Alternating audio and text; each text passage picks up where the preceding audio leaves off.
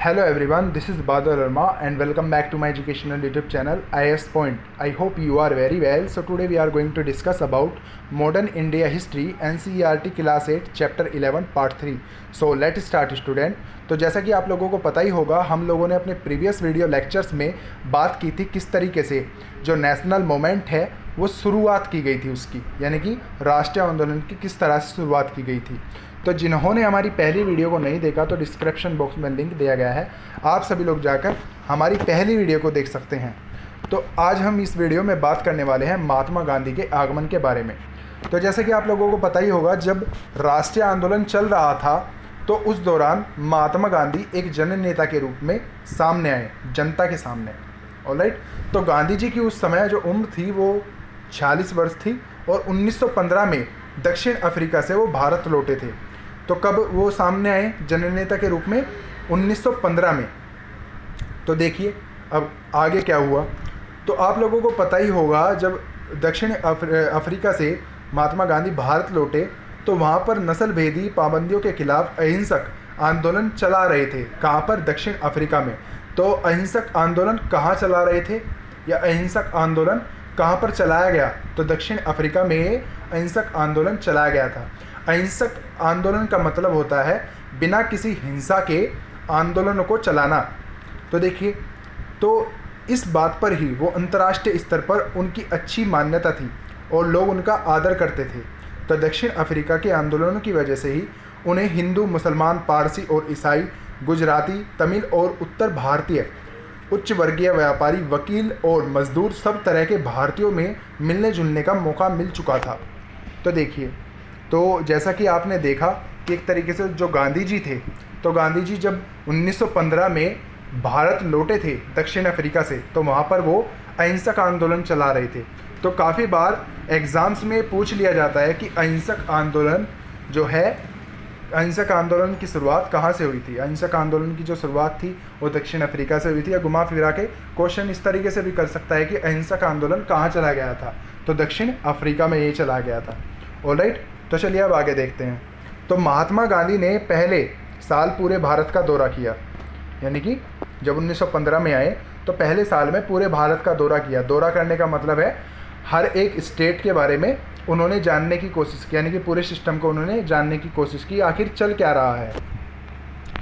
तो इस दौरान वे यहाँ के लोगों और उनकी ज़रूरतों और हालातों को समझने लग रहे थे। तो उन्हें शुरुआती प्रयास चंपारण, खेड़ा और अहमदाबाद के स्थानीय आंदोलनों के रूप में सामने आए। तो देखिए कौन कौन से भारत के लिए आंदोलन थे। तो चंपारण, खेड़ा और अहमदाबाद का जो आंदोलन था वो महात्मा गांधी के द्वारा ही चलाया गया था। अब ये क्यों चलाए गए थे, इनके बारे में हम डिटेल से इसी चैप्टर में डिस्कस करेंगे। तो देखिए, तो इन आंदोलन के माध्यम से उनका राजेंद्र प्रसाद और वल्लभ भाई पटेल से परिचय हुआ। तो साल 1918 में अहमदाबाद में उन्होंने मिल मजदूरों की हड़ताल का सफलतापूर्वक नेतृत्व किया। तो अब हम देखेंगे कि किस तरीके से हो क्या रहा था। जो 1919 यानी कि साल 1919 से लेकर के साल 1922 के बीच आंदोलन जो थे वो काफ़ी ज़्यादा इम्पोर्टेंट रहे, क्योंकि वो पूरे के पूरे देश के हित में थे। ऑलराइट, तो हम ये जानने की कोशिश करेंगे आखिर इतना ज़्यादा उन्हें डीपली पढ़ना क्यों ज़रूरी है। तो इसके बारे में हम चर्चाएं करेंगे। ऑलराइट, तो देखिए, तो रॉलेट सत्याग्रह, तो 1919 में यानी कि 1990 में गांधी जी ने अंग्रेजों द्वारा हाल ही में पारित किए गए रॉलेट कानून के खिलाफ सत्याग्रह का आह्वान किया था, यानी कि सत्याग्रह आंदोलन की एक तरीके से शुरुआत की थी। तो ये क्वेश्चन काफ़ी बार इम्पोर्टेंट ये क्वेश्चन है और ये काफ़ी बार एग्जाम्स में पूछ लिया जाता है कि रॉलेट सत्याग्रह किस से संबंधित है। तो आपको ऑप्शन दे दिए जाएंगे और सही ऑप्शन का आपको चुनाव करना होगा, या डायरेक्टली ये क्वेश्चन पूछ लिया जाएगा कि रॉलेट सत्याग्रह की आंदोलन की शुरुआत कब शुरू किया गया था, यानी कि 1919 में शुरू किया गया था। या फिर पूछ लिया जाएगा कि रॉलेट एक्ट किससे संबंधित है। तो अगर आपने रॉलेट एक्ट हमने प्रीवियस वीडियो लेक्चर्स में हम डिस्कस कर चुके हैं तो आपको पता भी होगा। तो रॉलेट एक्ट एक तरीके का ये इस तरीके का कानून था जो अभिव्यक्ति की स्वतंत्रता जैसे मूलभूत अधिकारों पर अंकुश लगाने और पुलिस को ज़्यादा अधिकार देने के लिए लागू किया गया था। तो देखिए, रॉलेट एक्ट के बारे में आपको पता ही चल गया थोड़ा बहुत कि रॉलेट एक्ट क्या था, यानी कि उसमें जो अभिव्यक्ति होता था उसकी उपेक्षा, जो सरकारी कर्मचारी होते थे जैसे पुलिस, तो उनके शक्तियों को वो बढ़ा देता था, यानी कि रोलेट एक्ट जो था। तो इसलिए इसको ख़त्म करने के लिए एक तरीके से रोलेट सत्याग्रह आंदोलन चलाया गया। तो आपको जैसे कि पता ही होगा, जैसे भारत में ब्रिटिश रूल था, यानी कि एक तरीके से ब्रिटिश का शासन चल रहा था, ब्रिटिशरों का पूरा यहाँ पर पंजा जो था भारत पर वो गड़ चुका था। तो उसको हटाने के लिए रोलेट सत्याग्रह एक तरीके से ये आंदोलन चलाया गया, क्योंकि उन्हें स्वतंत्रता चाहिए थी, क्योंकि पूरा जो भारत था स्वतंत्रता की मांग करने लगा था।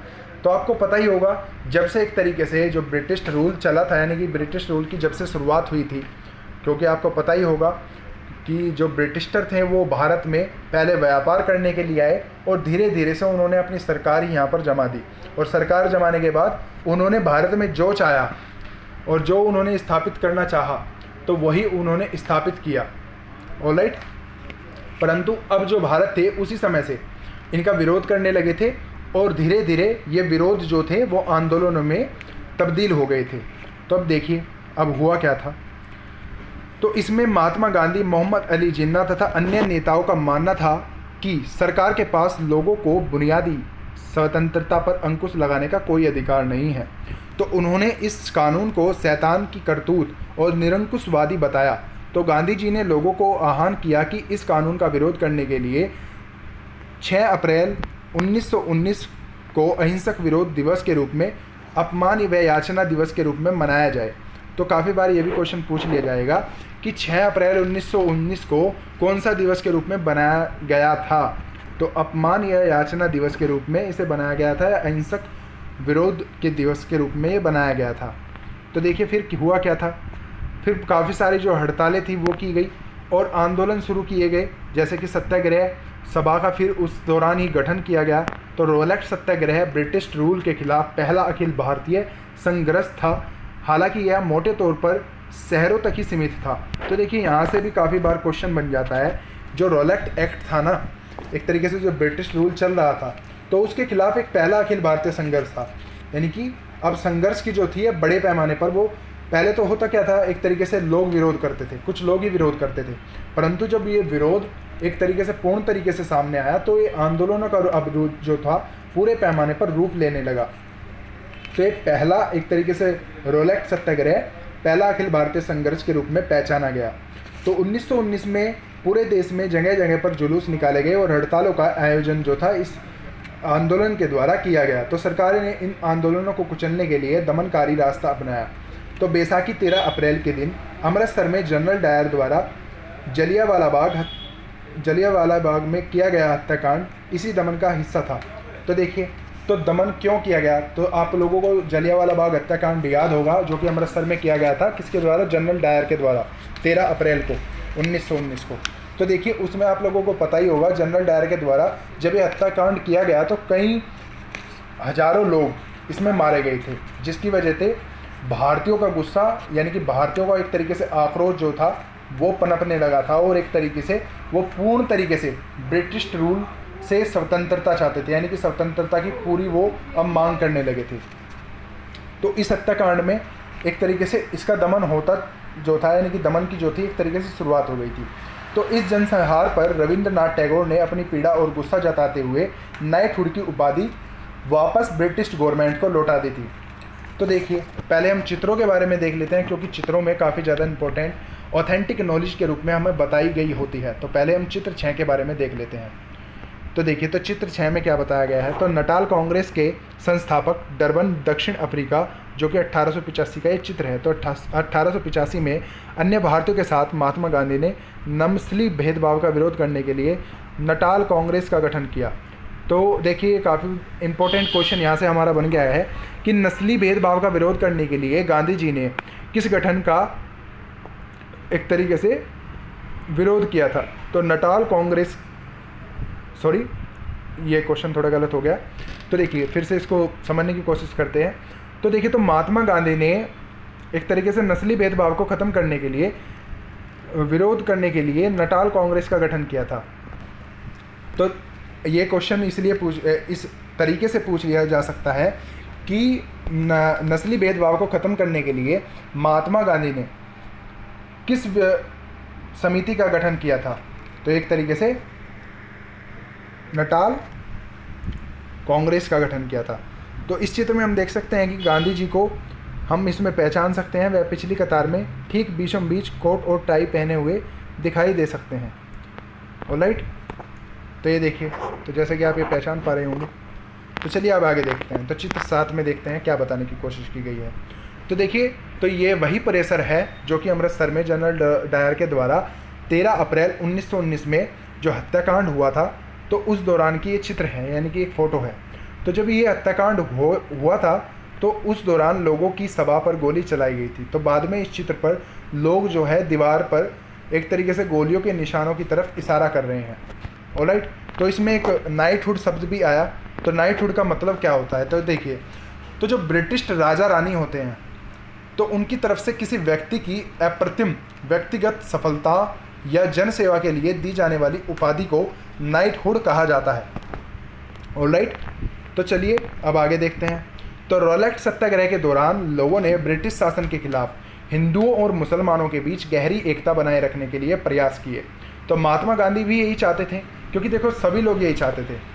तो उनकी राय में भारत यहाँ रहने वाले सभी लोगों यानी सभी हिंदू, मुसलमान और अन्य धर्म के लोगों का देश है। तो यानी कि महात्मा गांधी के हिसाब से जितने लोग भारत में रह रहे थे, यानी कि सुख शांति से जो भारत में रह रहे थे, उनके हिसाब से जो भारत था वो सभी लोगों का देश था। तो अब हुआ क्या था? तो इसमें उनकी गहरी आकांक्षा थी कि हिंदू और मुसलमान किसी भी न्यायपूर्ण उद्देश्यों के लिए एक दूसरे का समर्थन करें। तो गांधी जी केवल यही चाहते थे कि जो सभी लोग हैं एक तरीके से सभी एक दूसरे का समर्थन करते रहें और सुख शांति बनाए रखें, और भारत में आराम से वो विकास की ओर एक तरीके से वो भारत का विकास करें और सुख शांति से वो भारत में रहें। तो अब देखते हैं खिलाफत आंदोलन और असहयोग आंदोलन। तो हमने देखा कि रॉलेट सत्याग्रह आंदोलन की शुरुआत किस तरीके से हुई थी और क्यों हुई थी। आप लोग भली बात इस चीज़ को जान चुके होंगे। तो अब देखते हैं खिलाफत आंदोलन और असहयोग आंदोलन। ये आंदोलन भी काफ़ी ज़्यादा इम्पोर्टेंट हैं और काफ़ी बार परीक्षाओं में ये पूछ लिए जाते हैं, और ये काफ़ी ज़्यादा परीक्षा की दृष्टि से भी बहुत ज़्यादा महत्वपूर्ण है। तो चलिए बात करते हैं खिलाफत आंदोलन की। तो खिलाफत एक मुद्दा है, तो किस तरीके का मुद्दा है ये देखते हैं। तो देखिए, तो खिलाफत आप लोगों को पता ही होगा एक ज्वलंत मुद्दा था। तो इसमें 1920 में अंग्रेज़ों ने तुर्की के सुल्तान खलीफा पर बहुत सख्त संधि थोप दी थी। तो कौन सी संधि थोपी थी? तो जलियांवाला बाग हत्याकांड की तरह ही इस घटना पर भी भारत के लोगों का भारी गुस्सा था। तो भारतीय मुसलमान भी यही चाहते थे कि पुराने ऑटोमन साम्राज्य में स्थित पवित्र मुसलमान स्थानों पर खलीफा का नियंत्रण बनाए रखना चाहिए। तो खिलाफत आंदोलन के नेता मोहम्मद अली और शौकत अली के एक सर्वव्यापी असहयोग आंदोलन शुरू करना चाहते थे। तो गांधी जी ने अपने आह्वान का समर्थन किया और कांग्रेस से आग्रह किया कि वे पंजाब में हुए अत्याचार, यानी कि अमृतसर में जो जलियांवाला बाग हत्याकांड जनरल डायर के द्वारा 1919 में 13 अप्रैल को किया गया था, उसके खिलाफत के मामले में हुए अत्याचारों के विरोध मिलकर अभियान चलाए और स्वराज की मांग करें। तो एक तरीके से खिलाफत आंदोलन और जनरल डायर के द्वारा जो अमृतसर में जलियांवाला बाग हत्याकांड ये किया गया था, तो उनको लेकर के अब भारतीय ये चाहते थे कि उनसे स्वराज की मांग की जाए, यानी कि अब स्वतंत्रता लोग चाहते थे। तो 1921 से लेकर के 1922 के दौरान हुआ क्या था? असहयोग आंदोलन और उसकी गति मिली। तो असहयोग आंदोलन क्यों शुरू किया गया, तो ये देखते हैं। तो देखिए, तो हजारों विद्यार्थियों ने सरकारी स्कूल कॉलेज छोड़ दिए। मोतीलाल नेहरू, C.R. दास, C. राजगोपालचारी और असफ अली जैसे बहुत सारे वकीलों ने वकालत छोड़ दी। तो अंग्रेज़ों द्वारा दी गई उपाधियों को वापस लौटा दिया गया और विधानमंडलों का बहिष्कार कर दिया गया। जगह जगह लोगों ने उस समय विदेशी कपड़ों की होली जलाई। तो 1920 से 1922 के बीच विदेशी कपड़ों के आयात में भी भारी गिरावट आई। तो परंतु यह तो आने वाले तूफान की सिर्फ एक झलक थी। देश में ज़्यादातर हिस्सों में एक भारी विद्रोह के हाने पर ये खड़े थे। तो देखिए, तो जैसे कि आप लोगों को पता ही होगा, जब ये राष्ट्रीय आंदोलन की शुरुआत हुई थी, लोगों ने सबसे पहले, जब आप लोगों ने पढ़ा था, हम लोगों ने अपनी प्रीवियस वीडियो लेक्चर्स में देखा था कि लोगों ने जो स्वदेशी था उसको अपनाने पर जोर देना शुरू कर दिया था, यानी कि वो विदेशी कोई भी चीज़ नहीं यूज़ करना चाहते थे, यानी कि उसका एक तरीके से बहिष्कार वो उस समय करना चाहते थे। तो बहिष्कार जब किया गया और जब ये खिलाफत आंदोलन शुरू हुआ, रोलैक्ट सत्याग्रह आंदोलन शुरू हुआ, फिर असहयोग आंदोलन शुरू हुआ, तो धीरे धीरे एक तरीके से जो विदेशी वस्तुओं थी, यानी कि जो बाहरी प्रोडक्ट्स थे, तो उनका बहिष्कार बड़े पैमाने पर जो था वो शुरू हो गया था। तो इसमें काफ़ी ज़्यादा जो गिरावट थी वो गिरावट आई थी, तो जिसकी वजह से ब्रिटिशर काफ़ी ज़्यादा अब कमज़ोर पड़ने लगे थे। तो देखिए अब इस स्टेटमेंट्स पर भी हम देख लेते हैं। तो पीड़ा का चिरंतन सिद्धांत, तो ये भी देख लेते हैं। तो अहिंसा से गांधी जी का क्या आश्रय था? तो अहिंसा किसी संघर्ष का आधार कैसे बन सकती है? तो इस बारे में गांधी जी का कहना था। तो देखिए क्या कहना था।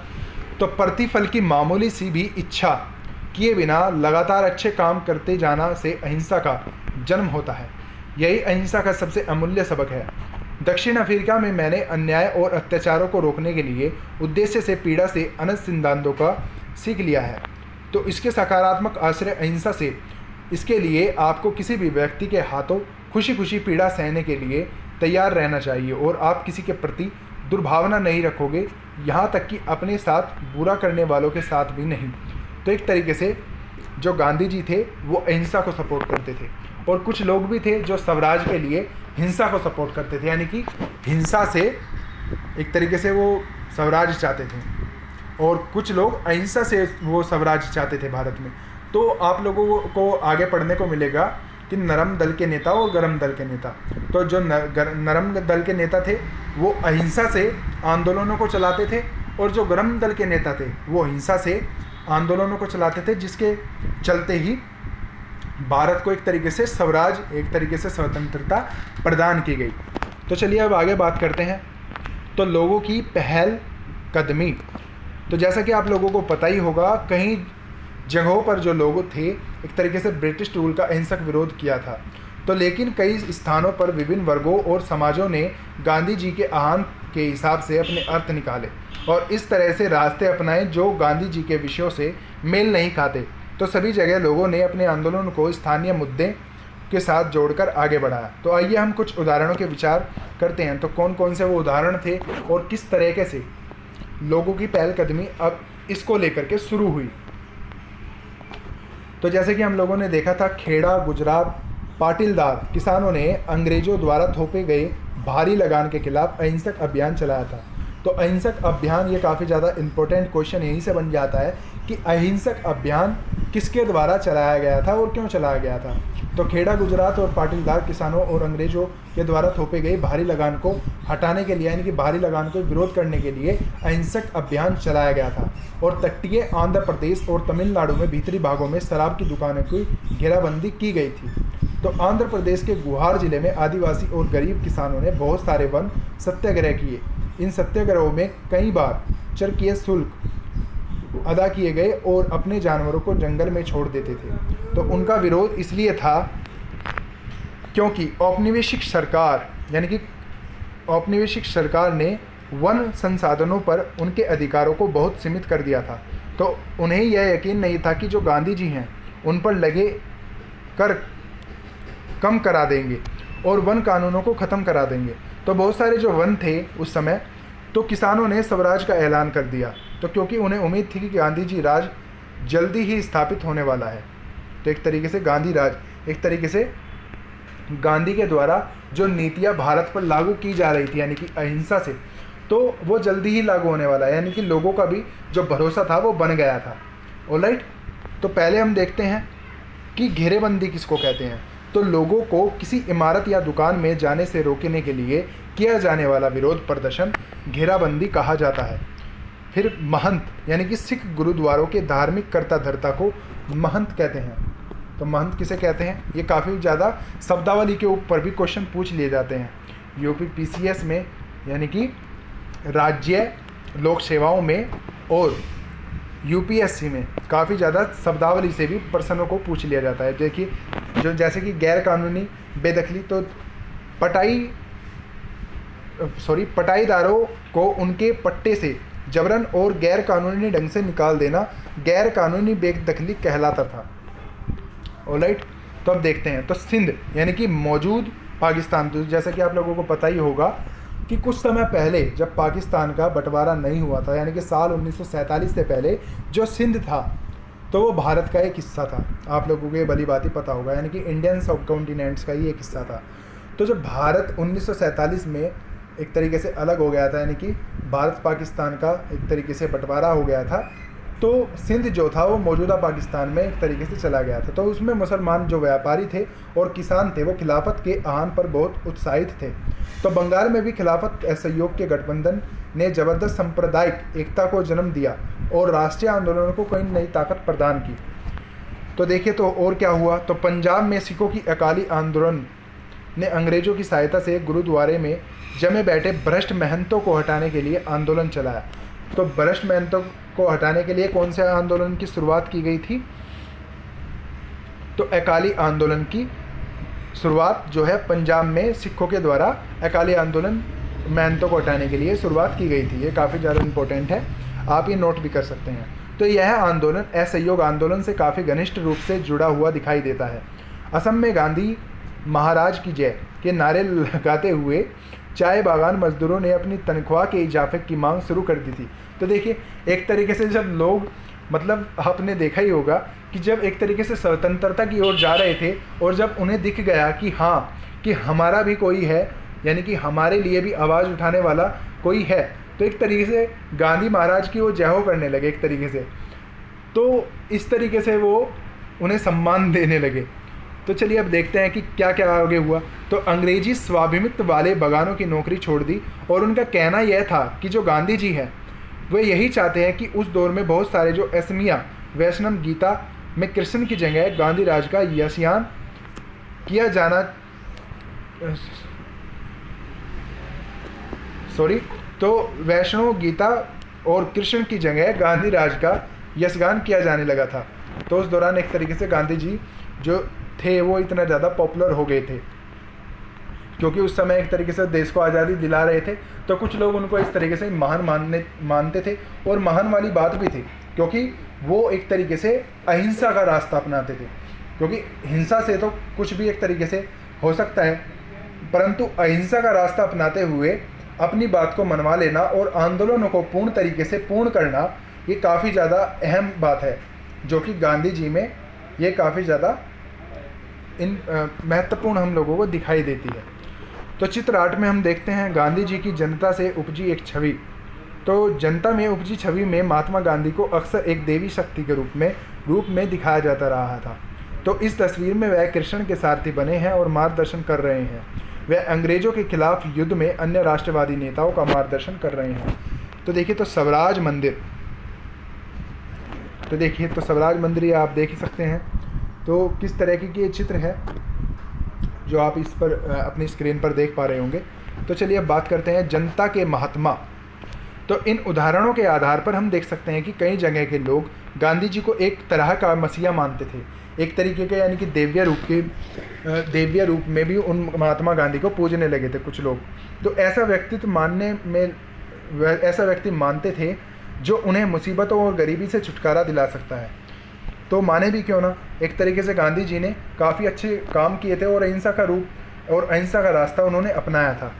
तो गांधी जी वर्गीय टकरावों की बजाय वर्गीय एकता के समर्थक थे, परंतु किसानों को लगता था कि गांधी जी जमींदार के खिलाफ उनके संघर्ष में मदद देंगे। तो खेतीहर मजदूरों को यकीन था कि गांधी जी उन्हें ज़मीन दिला देंगे, और कई बार आम लोगों ने खुद अपनी उपलब्धियों के लिए गांधी जी को श्रेय दिया। उदाहरण के लिए एक शक्तिशाली आंदोलन के बाद संयुक्त प्रांत, यानी कि वर्तमान जो उत्तर प्रदेश है, तो उसे पहले संयुक्त प्रांत कहा जाता था, तो स्थित प्रतापगढ़ के किसानों ने पट्टेदारों की गैर कानूनी बेदखली को रुकावने के लिए सफलता पाली, परंतु उन्हें लगता था कि यह सफलता उन्हें गांधी जी की वजह से मिली है। तो कई बार गांधी जी का नाम लेकर आदिवासियों और किसानों ने ऐसी कार्रवाई भी की जो गांधीवादी आदर्शों के अनुरूप नहीं थी। तो देखिए तमाम तरीके के गांधी जी के द्वारा आंदोलन उस समय शुरू किए गए थे जो काफ़ी ज़्यादा चर्चा का विषय भी रहे, और गांधी जी को एक तरीके से लोग महात्मा के रूप में पूजने लगे थे, और कुछ लोग तो ऐसे भी थे जो दिव्य रूप में मानने लगे थे। तो इस चित्र में आप देख ही सकते हैं कि काफ़ी ज़्यादा पूर्ण रूप से इसमें दर्शाने की कोशिश की गई है। एक तरीके से श्री कृष्ण के सारथी के रूप में इन्हें दर्शाने की कोशिश की गई है। ऑलराइट।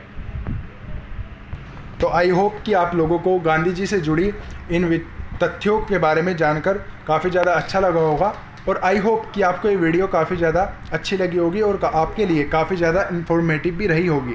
अगर आपको ये वीडियो अच्छी लगी है तो वीडियो को लाइक, शेयर, कमेंट करना ना भूलें। और अगर आप हमारे YouTube चैनल पर नए हैं तो YouTube चैनल को सब्सक्राइब करना ना भूलें। और अगर आपने अभी तक हमारे टेलीग्राम ग्रुप को ज्वाइन नहीं किया है तो डिस्क्रिप्शन बॉक्स में लिंक दिया गया है, आप लिंक से हमारे टेलीग्राम ग्रुप से भी ज्वाइन हो सकते हैं। तो इसी के साथ हैव ए गुड डे। जय हिंद।